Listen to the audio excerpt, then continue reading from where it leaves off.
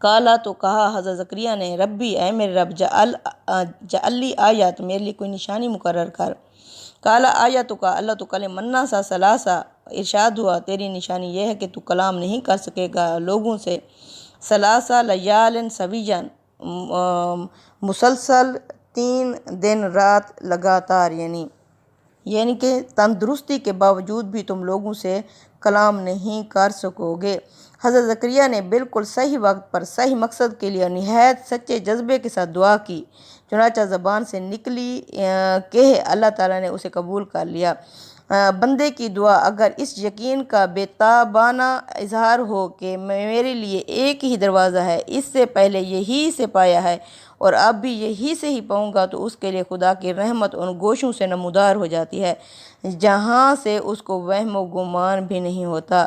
یعنی اس سے پہلے کوئی بچہ اس طرح کے بوڑھے باپ اور بانجھ ماں کو نہیں دیا، اس لیے عام قانون سے ہٹ کر یہ ہر لحاظ سے بے نظیر فرزند ہوگا۔ حضرت زکریا نے فرمایا اللہ میرے لیے کوئی نشانی مقرر کر۔ اس سے معلوم ہوتا ہے کہ زکریا کا گمان تو اگرچہ یہی تھا کہ یہ بشارت اللہ تعالیٰ کی طرف سے ہے، لیکن دل کے کسی گوشے میں یہ کھٹک ضرور تھی کہ ممکن ہے یہ اپنے ہی گنبد دل کی صدا اور اپنے ہی آرزو کے ہجوم میں شیطان کا کوئی القاء ہو جسے وہ فرشتوں کا الہام سمجھ بیٹھے ہیں۔ چنانچہ یہ درخواست انہوں نے اپنے اطمینان کے لیے کی، یعنی یہ حالت کسی مرض یا خرابی کی وجہ سے نہیں ہوگی کہ تو بول نہیں سکے گا، بلکہ خدا کی ایک نشانی ہوگی کہ تم خدا کی تسبیح اور تحلیل تو کرو گے لیکن لوگوں سے بات نہیں کر سکو گے۔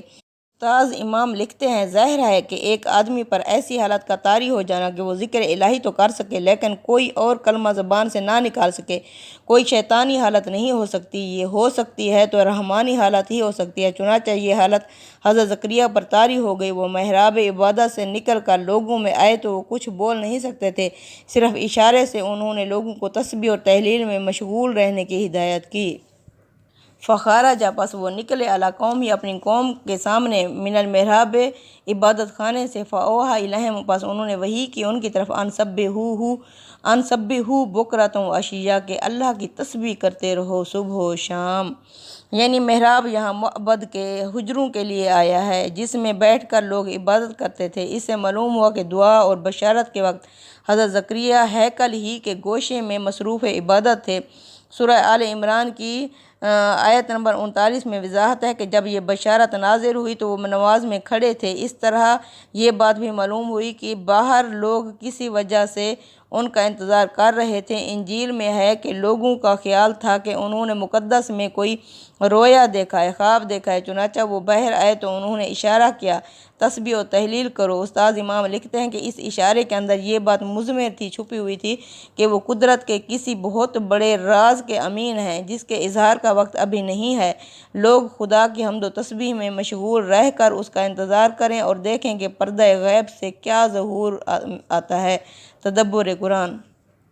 یا یحییٰ خذ الکتاب بقوۃ اے یحییٰ اس کتاب کو مضبوطی سے تھام لو، وآتیناہ الحکم ہم نے اسے دی تھی حکمت صبیًا بچپن ہی میں، وحنانا من لدنا اور وہ بہت مہربان تھا ہماری طرف سے، وزکاۃ اور پاکیزہ تھا، وکان تقیٰ اور بہت ہی پرہیزگار متقی تھا، وبرا بوالدیہ اور مہربان تھا اپنے والدین پر، ولم یکن جبارا عصیٰ وہ نہیں تھا جابر اور زبردست۔ بشارت پوری ہوئی، چنانچہ وہ بچہ سن رشد کو پہنچا تو فرمایا اے یحییٰ ہماری کتاب کو مضبوط تھام لو، ہم نے اس کو بچپن ہی میں حق اور باطل کے درمیان فیصلہ کر لینے کی صلاحیت سے نوازا اور خاص کر اپنی طرف سے سوز و گداز اور ظاہر اور باطن کی پاکیزگی عطا فرمائی۔ وہ نہایت پرہیزگار اور اپنے والدین کا فرما بردار تھا، سرکش اور نافرمان نہ تھا۔ سلام علیہ یوم ولد سلامتی ہو اس پر جس دن وہ پیدا ہوا، و یوم یموت جس دن وہ مرے گا، و یوم یبعث حیا اور جس دن دوبارہ اٹھایا جائے گا۔ اس پر سلامتی کی بشارت تھی جس دن وہ پیدا ہوا اور جس دن مرے گا اور جس دن دوبارہ اٹھایا جائے گا۔ حنان اصل میں لفظ حنان آیا ہے، اس کے معنی محبت، ذوق، شوق، سوز و گداز کے ہیں۔ اللہ تعالیٰ جب اپنے کسی بندے پر خاص کرم فرماتا ہے تو اسے ان چیزوں سے بھی حصہ وفر مقدار میں عطا کر دیتا ہے، اس لیے انسان کے قلب و روح کی زندگی انہی چیزوں سے عبارت ہے۔ حضرت یحییٰ پر یہ عنایت کس درجے میں تھی، اس کا کچھ اندازہ انجیل میں ان کے ارشادات سے کیا جا سکتا ہے۔ ان کی دعوت کا ایک خاص رنگ تھا، وہ لوگوں کو گناہوں کی توبہ کراتے اور توبہ کرنے والوں کو روح اور جسم دونوں کی پاکیزگی کے لیے غسل کراتے تھے۔ اسی بنا پر انہیں یوحنا بپتسمہ دینے والا کہا جاتا ہے۔ انہیں مسیح علیہ السلام کا ارحاس بھی کہتے ہیں، چنانچہ وہ ان کی منادی کرتے تھے، توبہ کرو اس لیے کہ خدا کی بادشاہی قریب آ گئی ہے۔ اس طرح کہتے تھے کہ میں بیاباں میں ایک پکارنے والے کی آواز ہوں کہ تم خداوند کی راہ کو سیدھا کرو۔ حضرت مسیح نے فرمایا تھا کہ جو عورتوں سے پیدا ہوئے ہیں ان میں یوحنا بپتسمہ دینے والے سے بڑا کوئی نہیں ہوا، یعنی توبہ کرانے والا اس سے بڑا کوئی نہیں ہوا، حضرت یحییٰ سے کوئی نہیں گزرا۔ اس سے اندازہ کیا جا سکتا ہے زہد تقوی میں وہ کس مقام پر تھے۔ استاد امام لکھتے ہیں کہ ان کی زندگی ترک دنیا کی زندگی تھی۔ انہوں نے توبہ کی منادی اس زور و شور سے کی کہ اس سے دشت و جبل گونج اٹھے۔ ہیکل میں تقریر کرتے ہوئے لوگوں کے دل دہل جاتے تھے، لیکن اس دنیا سے ان کا تعلق صرف دینے کے لیے تھا، اس سے انہوں نے کچھ نہیں لیا۔ جنگل کے شہد اور اس کی ٹڈیوں پر گزارا کرتے تھے، کمبل کی پوشاک سے بدن ڈھانکتے اور جس سر کو چھپانے کے لیے اس دنیا میں کوئی چھت نہیں بنائی، اس کو خدا کی کتاب کی خاطر کٹوا کر اس دنیا سے رخصت ہو گئے۔ یہ واقعہ اسی طرح ہوا۔ اس عہد کے یہودی فرما روا ہیرود اینٹیپاس کی فاسقانہ حرکات پر حضرت یحییٰ کی تنقیدوں کے جرم میں انہیں قید کر دیا گیا۔ وہ جیل میں ہی تھے کہ ہیرود کی سالگرہ کے جشن میں ہیرودیاس کی بیٹی کے رقص سے متاثر ہو کر ہیرود نے اس سے پوچھا کہ کیا مانگتی ہے۔ یہ ہیرودیاس ہیرود کے بھائی فلپ کی بیوی تھی، جسے اس نے اپنے گھر میں ڈال رکھا تھا۔ بیٹی نے اپنی فحشہ ماں سے پوچھا کہ کیا مانگوں۔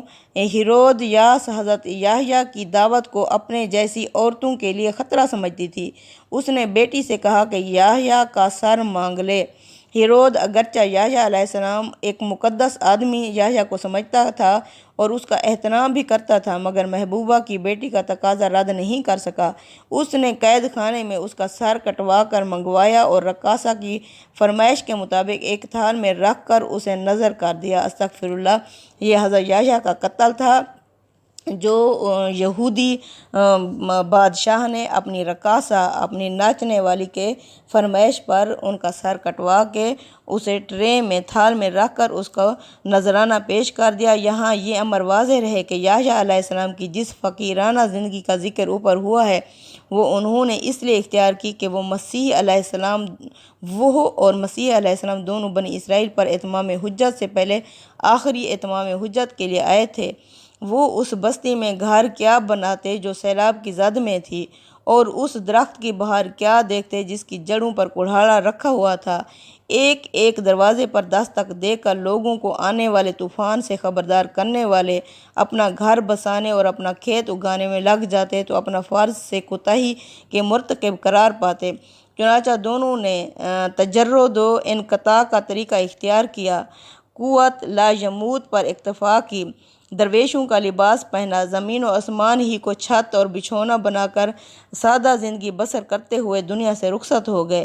یعنی اس کے باوجود نہایت فرما بردار تھے کہ ولادت سے لے کر تعلیم اور تربیت تک کسی معاملے میں بھی والدین کے محتاج نہیں رہے، بلکہ براہ راست اللہ تعالیٰ کی نگرانی میں ان تمام مراحل سے گزرے۔